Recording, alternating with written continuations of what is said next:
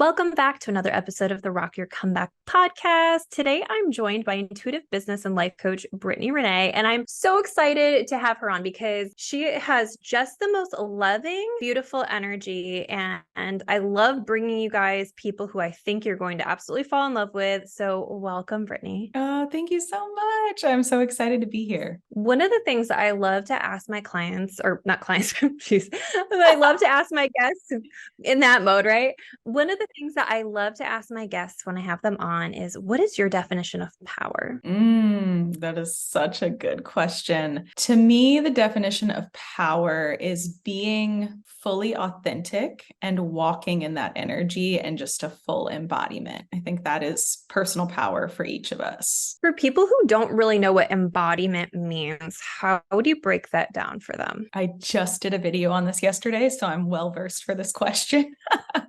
So, embodiment is when your desires, your beliefs, and the energy that you're really trying to obtain all start to melt together. So, I tell people, close your eyes for a moment and imagine the version that you're trying to embody, right? That like avatar, that main character vibe. How do they walk? How do they speak? How do they show up? What do they do, right? And then starting to understand that as soon as you just step into those action pieces, those energetic pieces, and whatever else needs to flow, you're starting to embody what that version is. And then inevitably, that version has to start to exude from you on a more normal daily basis because you're intentionally stepping into the beliefs that that version has and the thought forms that that version has and how they move. So you're just basically pulling all of your essence around all of those pillars to start to embody that version, that person, that belief. I love that you included action in that because I think there's so much talk in especially the energetic community where we're using these big beautiful words and we're putting a lot of thought and energy out there, but I think that action is a necessary step that we don't always do. I'm curious, like, what's a couple ways in your life that you put embodiment into action? So for me, I'm always every morning waking up, and before I let myself get out of bed, I am doing kind of a little rundown of where am I in my physical body today, because it's a really good meter for me of how am I moving through my day today. So I check, where's my energy at? Do I need to drop into even more gratitude than normal? So I do this kind of morning body check, tapping into the physical part of me. And I always do gratitude, at least 3 things that I'm grateful for, even if it's just I woke up this morning, I'm able to get up out of bed, and simple little pieces like I'm grateful that I even have the consciousness to do gratitude in the morning. So they can be super simple, or some mornings I'll sit there and just be in my like pleasure practice of being so grateful that my whole heart center is just like expanding. So that's one morning piece. Then I'm always doing movement. If I can do 20 or 30 minutes of actually like getting outside in the ground or really just allowing myself to be slow, I love to kind of call in all of my power, call my energy back into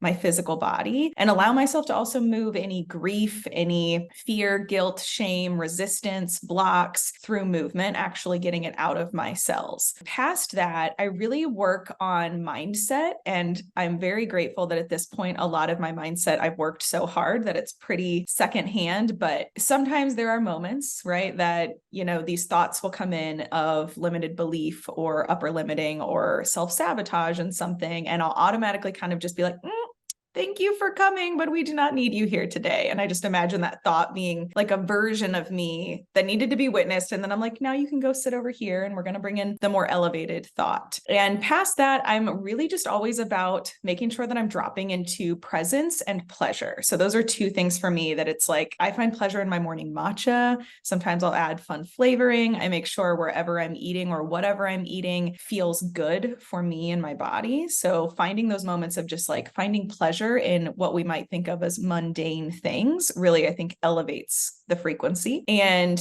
being present, I think it's something that, especially with social media, we're so, attuned to just like the highlight reels. Like, what am I seeing? Where am I scrolling? And the thing is, for me, that I realized in my embodiment was that I was constantly like researching, learning, watching, doing all of these things. And then I'm like, I'm not embodying, I'm consuming. So I started to back off of, consuming and became more the creator. So now it's maybe 15, 20 minutes a day that I'll even scroll on any of the apps because I'm waiting for a video to upload. But once that's there, I'm like, all right, I'm done. And I drop back into the present moment. So those for me are kind of the pillars every day. And then there's always the fluff, fun, sparkle on the, outer perimeter. But those are the pillars that I make sure every day I am like dropping into, conscious of, and hitting on the head every day. I think those are so crucial to have daily practices when we're talking about getting your energy right and getting into your like fullest, best self. So I love the way you broke that down. And one of the things that you said, and I know you know this being an entrepreneur, but there's so much focus on hustle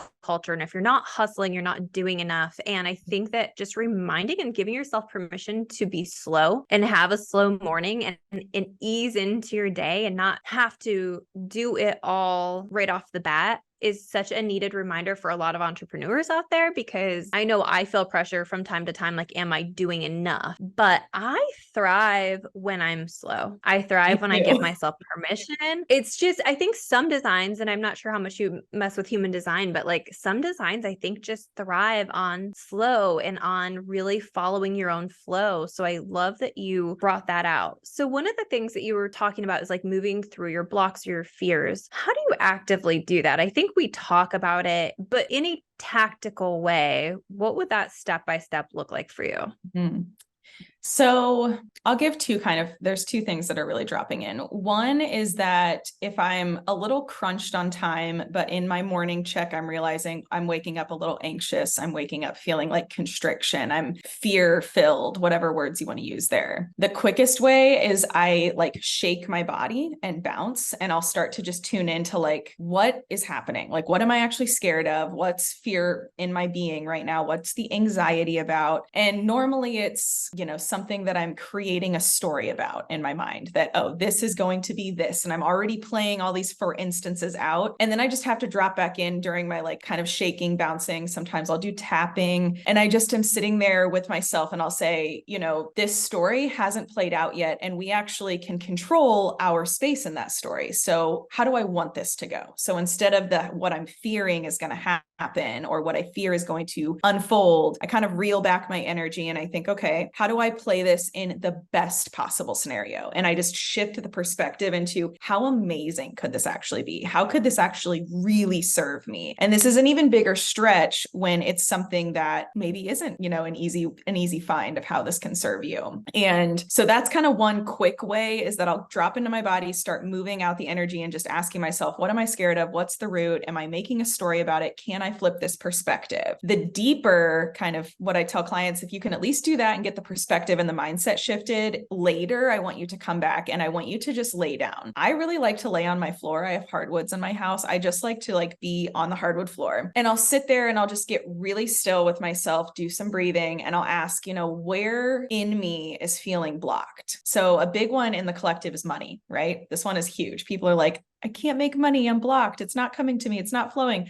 I'm doing all the affirmations. I'm lighting all the candles. I'm doing all of the things, but there's something still not letting it flow. And so, let's just say money blocks. So if you're lying down and you start to say, I'm feeling really blocked and scared about money, how do I let that go? And I tell my clients to just breathe. I'm like, breathe from the crown of your head down. And I want you to just imagine this like light is scanning you. And I want you to pause wherever you start to feel the most energy. And a lot of times it's either in the heart space or it's in that belly womb area. And then I'm like, now I want you to kind of like go into that energy. Why is it there? Right. So for me, when I feel fear of money personally, I am a single mother. So I'm providing for my children. So my heart starts to get fearful when I feel stagnancy because I want to give them the best. And then I dig deeper of like, what's the layer below that? Right. So what's the original fear? Now go deeper. What under that? Why is that there? Well, my mother was pretty much a single mother and she just always put us first. She gave us everything. I want to follow in the footsteps of giving this amazing life. Then I get down to, do I really need to be scared of this? Right. So it's kind of this like unraveling or like taking pieces off of like, what's the first thing I'm noticing and identifying about this fear or block? Now, why is that there? And then go deeper and get down to the like bottom root that you can. And a lot of times you'll find like your inner child in those spaces, or you'll find your family, right? Or things you've been programmed to believe. This is the juice, is in those spaces spaces, that's where we get to do the alchemy work of saying, oh, okay, my inner child is really scared because I don't ever want to experience,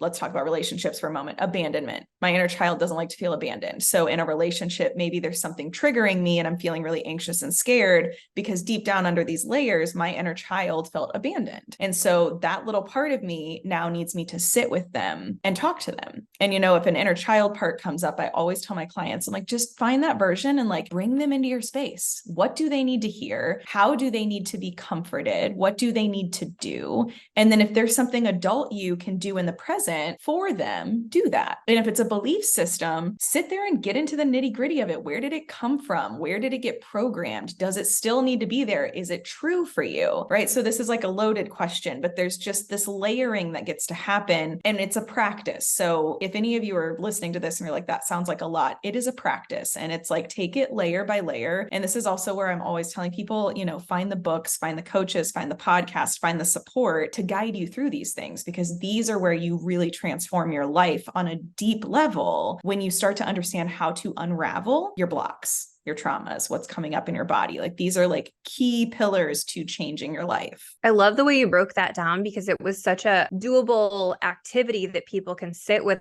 I love the question, what's underneath? Whenever I feel stuck or blocked, I just hold space for that question. And some people are really visual and can see that for themselves. I love to write it out, like when I'm most in flow. So when you're doing these activities, personalize them to what you resonate with most, like what your activity is. And that might look different than mine, and that might look different than Brittany's. But using this practice as an overall guide is going to be huge, because when we can go back to that inner child and love on them and remind them they're safe, it really does heal. And if we think of like quantum timelines, right? If we think of the ability to go back to any time and space and heal ourselves and do the work and love ourselves in ways maybe other people couldn't, or show up for ourselves in the ways that maybe other people couldn't, we can create some powerful healing. And I want to reiterate the whole shaking and somatic work is really powerful for releasing blocks. It's really simple and underrated. And if you don't have any time for anything else in your day, follow through with that, especially when you're feeling off, because sometimes we just wake up feeling off. We're recording this in the middle of retrograde. Some people are going through it right now. And so honoring your body and having these tools in your toolkit so that you have access to them and you're not stuck in the energy of anxiety. And then when we get stuck in the energy of anxiety, we create stories. So it's really just stopping the story from starting by going a little deeper. So I'm obsessed. I love this conversation already. This is called Rock Your Comeback though. So I love when people tell me their comeback stories. Was there a time in your life where maybe you weren't feeling embodied? Like what led you to the work that you do? Ooh, so I think that the biggest comeback that I feel really full circle, right? Because I feel like I have a lot of like little things that I'm just like, okay, that one pulled the rug from beneath me for a moment, right? For me, I really became attuned to my gifts and being this spiritual practitioner when I became a mother. Before that, I was into like meditation and yoga and all of those things, but becoming a mom really pushed me into deeply healing a lot of parts of me and really like tuning into my own gifts and being this leader and coach that I am. It's how I started to want to learn even more so I could help other people move through this process. So my son's dad and I got divorced. And during this divorce, I had coaches at the time that were our therapists, and they were basically like, we hate to tell you this, but we don't like to use this word because it's very like, catchy right now, but you are coming out of a very narcissistic space, and the healing that you're going to have to do is going to take 10 times what a normal kind of breakup is going to take, because you're going to actually have to unwind all of these beliefs and thought forms that you've kind of accepted in this space and that you're still believing about yourself that aren't actually true. So on top of, going through a divorce, being a single mother to two little babies at the time, I'm thinking like, oh, great, this is like going to be, intense. So I started really digging into, how to heal from manipulation, how to really get into the structure of our minds and our belief systems, which this ended up serving me immensely going forward. But really, it was just this personal healing of how do I even unwind the beliefs that I have around me and my abilities and who I am? And then the question was, who am I? Who am I in this space? Who am I as a mother? Who am I as a person, as an entrepreneur, as a leader? And so there were all these questions, and I was in constant curiosity. And so that was, I think, the biggest savior for me, is that I didn't grab onto something right away and just identify with like, oh, that makes me feel really good, I'm going to stick to that. It was like, well, yeah, that makes me feel good, but is that true for me? Or is there a piece of this that's true for me that I can kind of put in my little puzzle right now and then just keep moving to find more aligned pieces? And that was actually the time too that I started studying embodiment. I started to realize that I was in full masculine role in my marriage and my relationship. And then I started looking back on all my other relationships and I was like,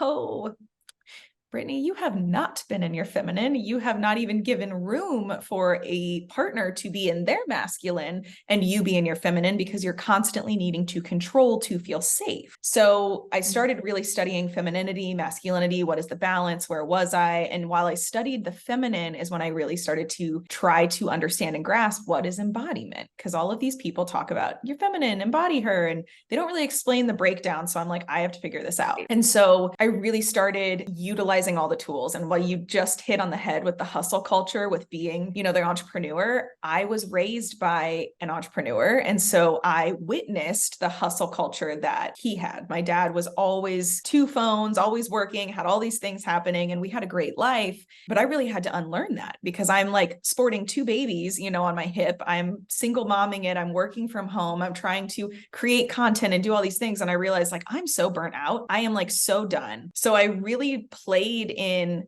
how do I slow it down? How do I work and flow in a way that feels really good for me? And this came with a lot of grief. This came with a lot of hard realizations around my beliefs, around things I've picked up from my family, even around motherhood for me. It was like, when you become a mom, you don't worry about yourself. You just, everything's the kids. Everything is for the kids. You do everything for the kids. And I felt like such a horrible mom, because I'm like, yes, I'm always going to give them the best, but there's more than that. And I really had to get okay, because there were parts of me that even believed that the higher beings, be it God, angels, whatever, were going to like think I was a bad person because I wasn't devoting everything to my children. And so this is the shortest version, the longest, probably year and a half of just deep grief and understanding like I have carried all of these things that aren't even me. And so it was rewriting like, who am I? Like, and not even rewriting at moments, it was just finding me. Like, where do I feel good in these spaces?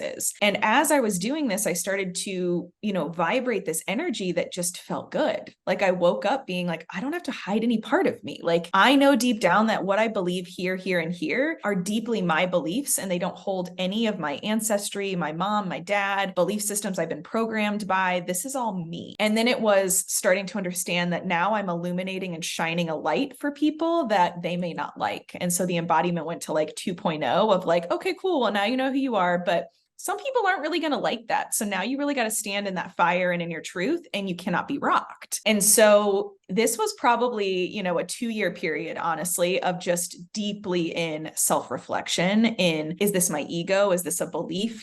All of these layers, these like shadow work or dark nights of the soul, as some people like to call them. But on the other side of it, I just walked into this level of myself that was unshakable. And I knew who I was. And it was and has been, I think, this constant, I don't like to use the word test, I'm going to say journey, this constant journey of, are you sure that's your belief? Are you sure you're going to stand in your truth? Are you sure that this is what you want? And it's been a whole process. And now I feel like I'm actually coming out of the other side of a whole other comeback, which I haven't fully integrated, but we're there. So maybe, another podcast that we get on, we can talk about that. But I really think that the catalyst for me was this divorce, this understanding of, I don't even really know who I am outside of the programs. I don't even know who I am as a person, and really allowing myself the journey and being slow to figure out who I am, what I like, what my truth is, right? And then allowing myself to express in that way that feels safe. Well, and a lot of people like healing to be like this idea that we're just actively doing it and days we're going to be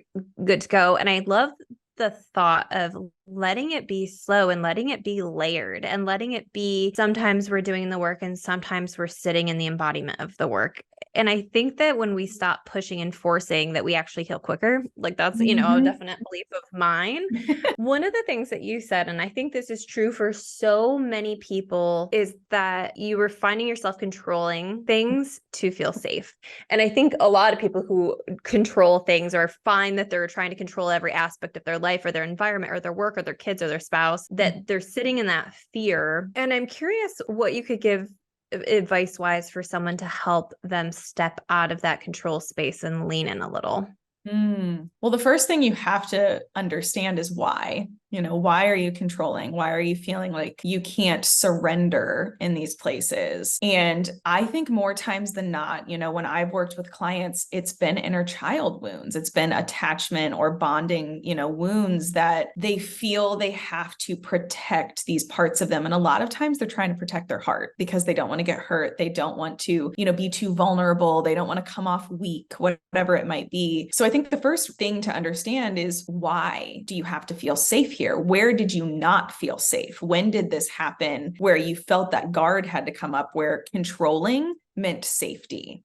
And so that in itself is going to be an unwind process, is where did this happen where you felt like you had to control it? And then coming into the practice of surrendering, this is an art form, I think, that all of us are constantly learning in different levels and spaces. But surrendering into, let's say, relationship, right? And this could be a partner, this could be a friend, a business relationship. There is really something beautiful about getting vulnerable and honest and raw enough with those souls around you to say, I'm really struggling to release control of this because I have a belief that if I don't do it, it's not going to be done correctly. If I don't step in and do it, it won't be done at all. If you do it, it might be wrong. And then I'm going to be frustrated. And then I'm going to have to redo it. Then we're wasting time, right? Whatever these beliefs are, just vocalizing that and allowing yourself to be witnessed is, I think, massive for people. And then just allowing them to also respond, because more times than not, when you come totally raw and vulnerable to people like that, they're going to be so much more attuned, number one, to your process, but number two,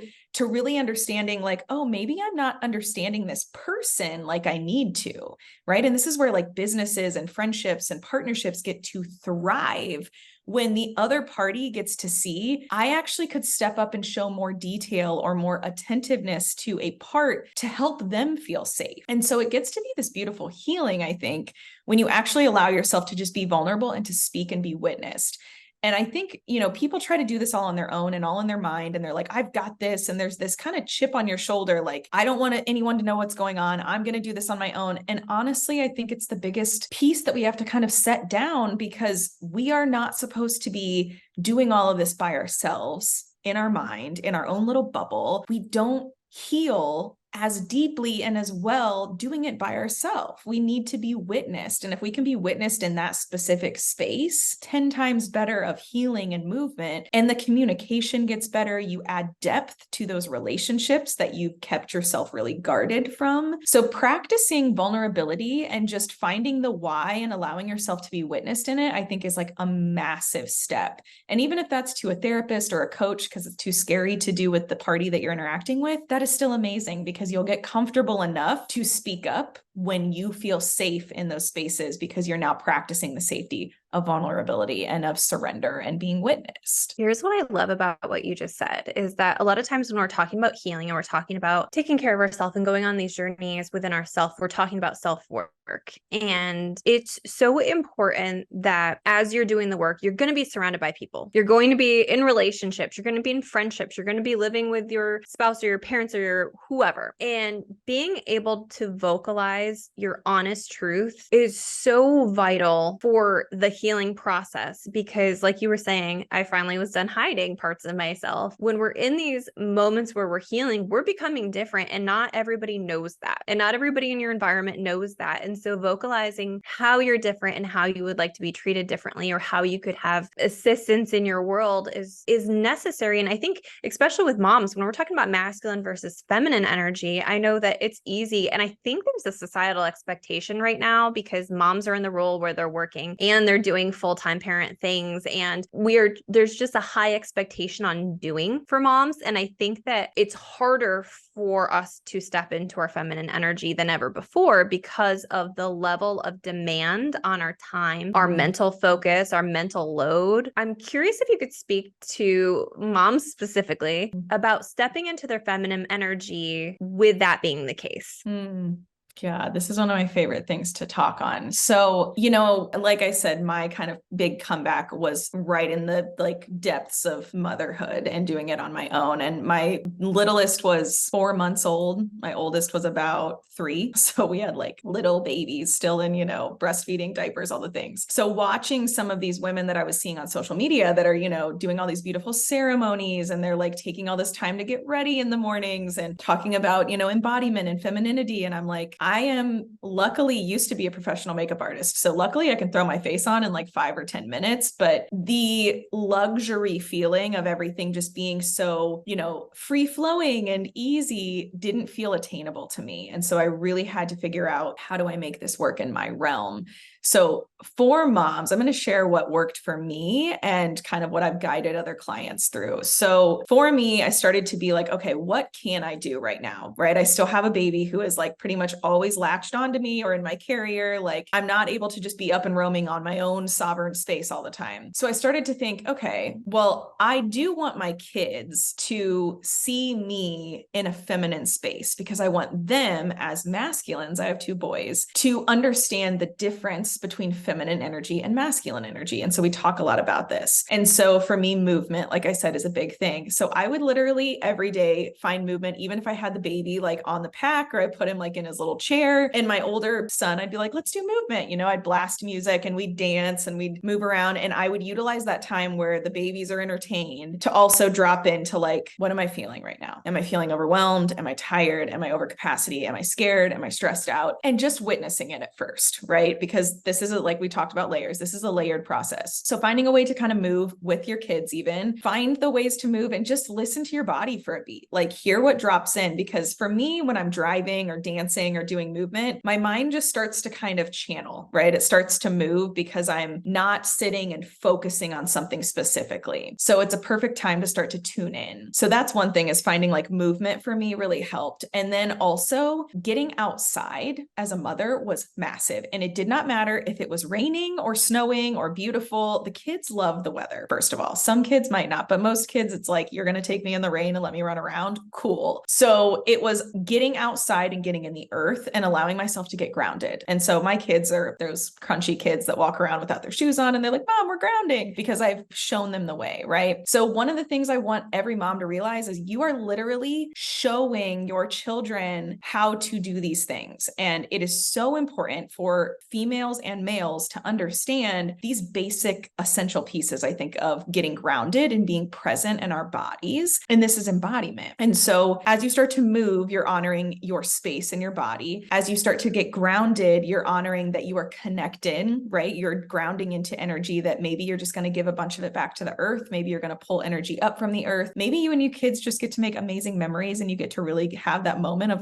I'm doing really well at motherhood, because that also, I think, is a feminine piece that we do not let ourselves feel enough. So even just getting out and playing is going to allow you to see the kids just in full joy. And you have those glimmers of, I'm actually doing a really good job. And we all need those moments. And then the other piece is, how do you find the things that are pleasurable to you as a female, as a woman? For me, it was coffee, because that was what I was on. Now I'm on matcha, but I would find cafes that I really liked. And I would set up and work at those cafes. I would get really beautiful drinks and I would make it a ritual in my morning to get myself that and pray almost over these coffees or these matchas or these drinks, just in gratitude that I'm able to have this moment of pleasure just for me. This isn't for the kids. This isn't for anyone else. This is my little moment. And then past that, finding ways to take care of yourself. As mothers, there are sometimes I had a client who literally was I haven't brushed my hair in 12 days. And I'm these are little moments and there is no judgment on any of this. But there's these moments where when we walk by a mirror and we see ourselves, it's so easy for us to just be ugh, I look bloated today, or my hair looks horrible, or I'm just not looking, up to par. If you can give yourself yourself little things. Like for me, it was always just at least like my powder, my mascara, and my brows. It was like, if I have this on my face, I'm at least feeling that layer of, I feel kind of put together, right? Then it was like, I don't have time to like do my hair. I have little babies, but I still want to look cute. So I started looking into like scarves and fun headbands and things that could make me feel more put together. I found like capsule wardrobes because for me, it was the easiest, like in and out was the best for me. So it's like, how do I become more minimalist? So I'm choosing outfits that look put together. They look clean. I feel good in them. So it's these little pieces too, I think, of your aesthetic that as mothers, it's very easy to just kind of throw to the wayside. But I